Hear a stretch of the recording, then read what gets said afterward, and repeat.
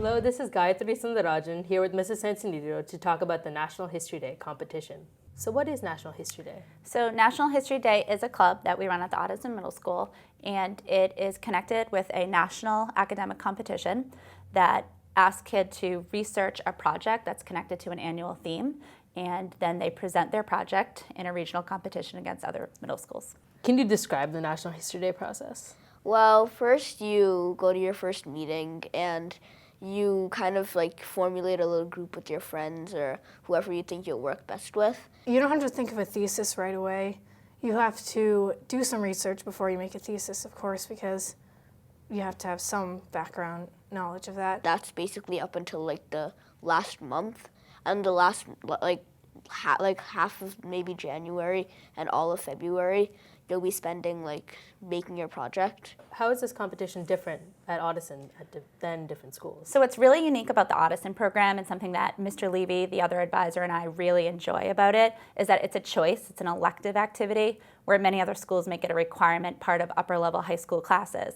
So as a result, we get really interesting topics and kids that just really like history to join. And I think the end product makes us pretty competitive at the regional competition. So why did you join National History Day?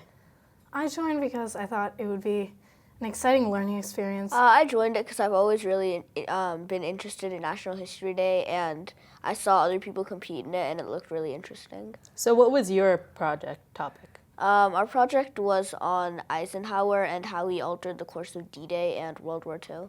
My project was Lithuania after World War II. Our thesis was that after World War II, the Lithuanians who were deported, even though they went to different countries and they began to adapt some of the customs of different countries, they managed to maintain the Lithuanian national identity. How does the skills taught in National History Day complement those at school? I think it's a great complement because in the middle school, kids are introduced to the research projects and the process itself. And in National History Day, we allow those students to get deeper into the pieces and parts. We work really hard on the thesis statement. It's something that the kids have to defend orally to judges. And as a total, we've had almost 125 kids pass through the program in 3 years. So it's been great, and I think it's great for the kids to have something to do that's academically challenging after school. So what was an important skill you learned? I learned how to manage my time better because I was not expecting how much work I would have to do in the last week. I learned how to make a bibliography because I didn't know how to do that before, so that was really helpful. What is the goal for this program in the future?